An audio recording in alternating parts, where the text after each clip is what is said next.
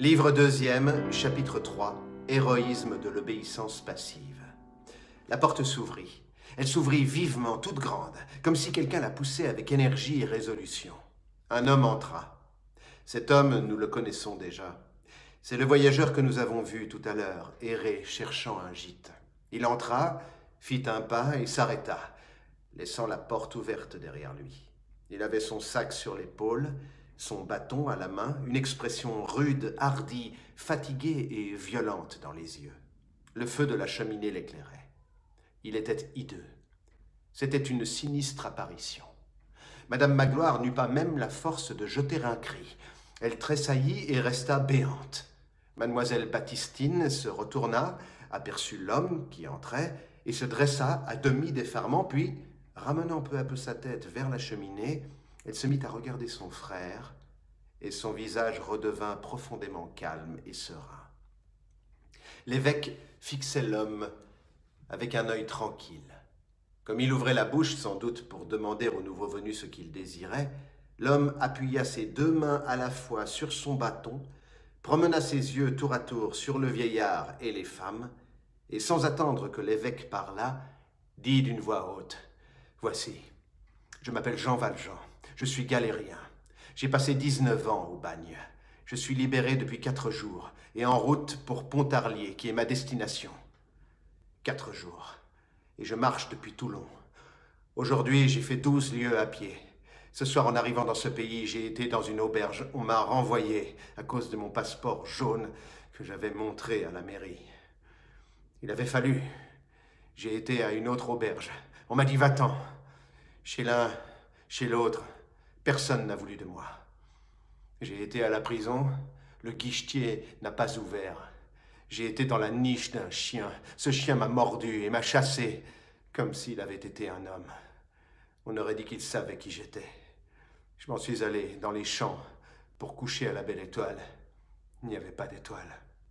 J'ai pensé qu'il pleuvrait et qu'il n'y avait pas de bon Dieu pour empêcher de pleuvoir et je suis entré dans la ville pour y trouver le renfoncement d'une porte.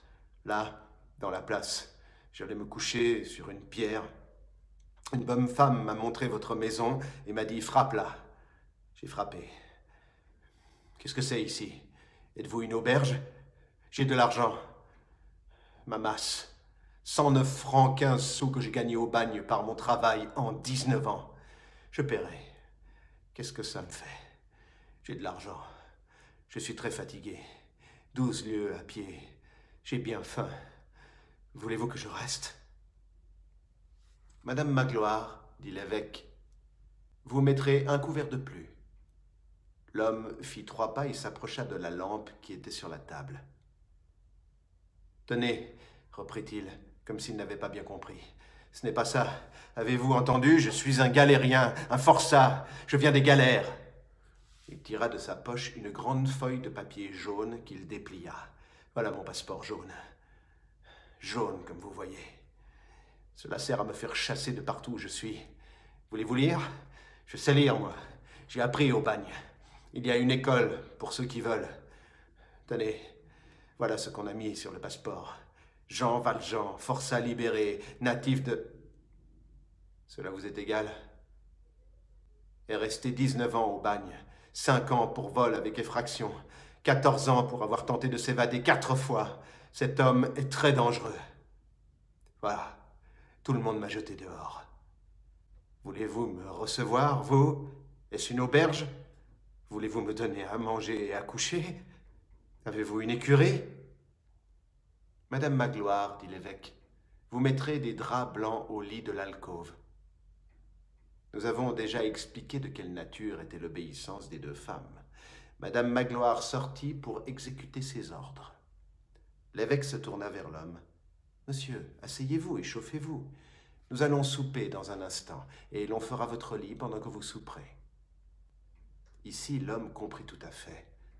L'expression de son visage, jusqu'alors sombre et dur, s'empreignit de stupéfaction, de doute, de joie, et devint extraordinaire.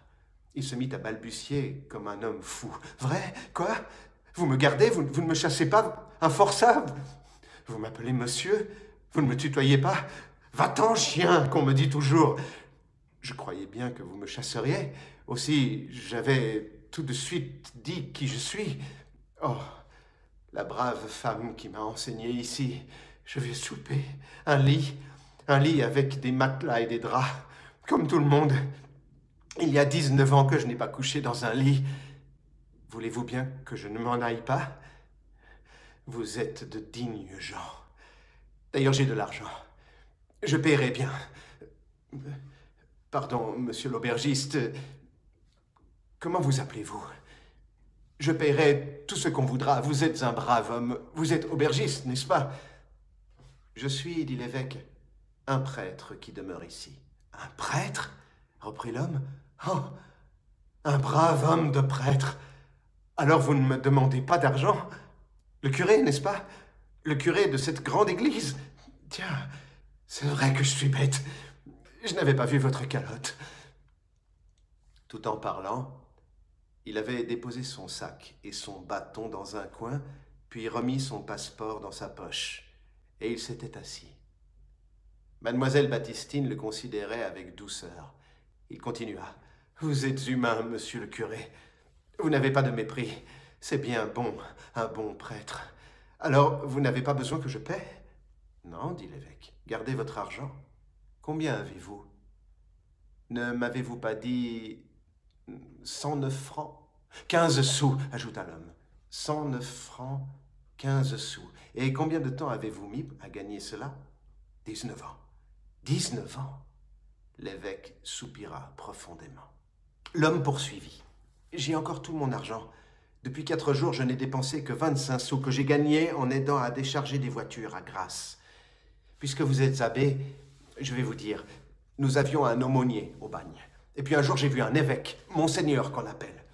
C'était l'évêque de la Major à Marseille. C'est le curé qui est sur les curés. Vous savez, pardon, je dis mal cela, mais pour moi, c'est si loin. Vous comprenez, nous autres. Il a dit la messe au milieu du bagne, sur un autel. Il avait une chose pointue en or sur la tête. Au grand jour de midi, cela brillait. Nous étions en rang des 3 côtés, avec les canons, mèches allumées en face de nous. Nous ne voyions pas bien. Il a parlé, mais il était trop au fond, nous n'entendions pas. Voilà ce que c'est qu'un évêque. Pendant qu'il parlait, l'évêque était allé pousser la porte qui était restée toute grande ouverte. Madame Magloire rentra. Elle apportait un couvert qu'elle mit sur la table. « Madame Magloire, dit l'évêque, mettez ce couvert le plus près possible du feu. » Et se tournant vers son hôte, « Le vent de nuit est dur dans les Alpes. Vous devez avoir froid, monsieur. » Chaque fois qu'il disait ce mot, « monsieur », avec sa voix doucement grave et de si bonne compagnie, le visage de l'homme s'illuminait. Monsieur a un forçat, c'est un verre d'eau à un naufragé de la Méduse. L'ignominie a soif de considération. Voici, reprit l'évêque, une lampe qui éclaire bien mal. Madame Magloire comprit, et elle alla chercher sur la cheminée de la chambre à coucher de Monseigneur les 2 chandeliers d'argent qu'elle posa sur la table tout allumés. « Monsieur le curé, dit l'homme, vous êtes bon, vous ne me méprisez pas. Vous me recevez chez vous, vous allumez vos cierges pour moi.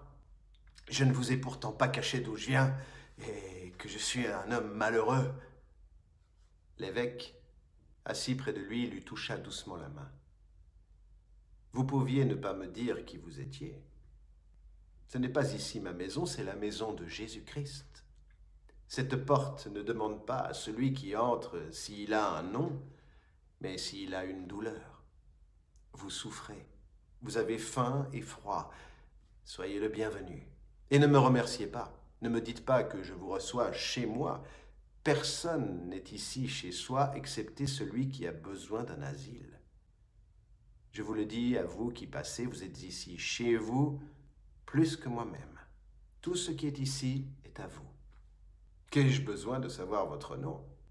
D'ailleurs, avant que vous me le disiez, vous en avez un que je savais. » L'homme ouvrit des yeux étonnés. « Vrai? Vous saviez comment je m'appelle? »« Oui, répondit l'évêque. Vous vous appelez mon frère. Tenez, monsieur le curé, s'écria l'homme. J'avais bien faim en entrant ici, mais vous êtes si bon qu'à présent, je ne sais plus ce que j'ai. Ça m'a passé. L'évêque le regarda et lui dit, « Vous avez bien souffert. Oh, la casaque rouge, le boulet au pied, une planche pour dormir, le chaud, le froid, le travail, la chiourme, les coups de bâton, la double chaîne pour rien, le cachot pour un mot, même malade au lit, la chaîne, les chiens. Les chiens sont plus heureux. 19 ans. J'en ai 46.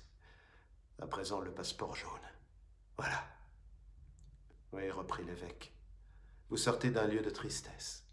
Écoutez, il y aura plus de joie au ciel pour le visage en larmes d'un pécheur repentant que pour la robe blanche de sang juste.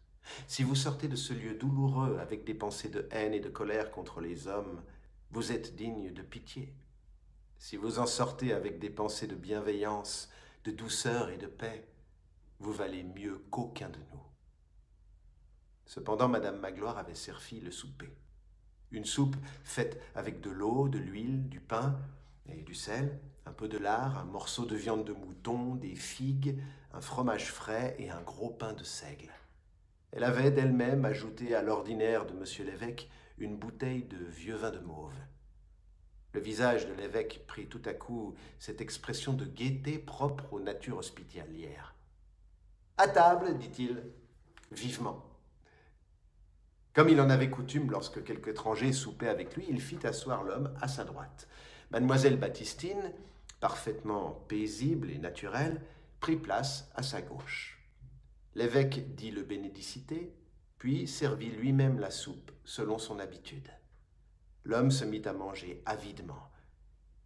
Tout à coup, l'évêque dit « Mais il me semble qu'il manque quelque chose sur cette table. » Madame Magloire, en effet, n'avait mis que les 3 couverts absolument nécessaires. Or, c'était l'usage de la maison, quand l'évêque avait quelqu'un à souper, de disposer sur la nappe les 6 couverts d'argent, étalage innocent.